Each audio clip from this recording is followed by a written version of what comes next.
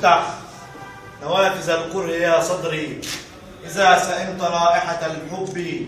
يا بلقيس اسجدي للشمس واعلمي لقد تربع سليمان في سطري. أيتها العرافة دعك من ودعك وصب آيات السحر في قلبه ليهجرني. لا ظل اليوم للماء تحت أشجاري فقد حل الخريف ولا تدري. قلبي الذي كان يحلم بأن يشفى من مرضه فقد رفع عيسى والمرض يقتلني. فمن شطر الشعر يا ولدي ألقى عصيان السحر لكل الشعراء وعسى موسى في وطني. أنا تاج الشعراء فلا تذكرني فإن ذكرتني ترى عروش الحب ترتعش. ظلام أنت تعيش في كوني ولا تعرف الفرق بين الشعر والنثر. دعني في ربيعي والزم خريفك فقد ضاع بريق المرايا التي كانت بصورتك تلتمع.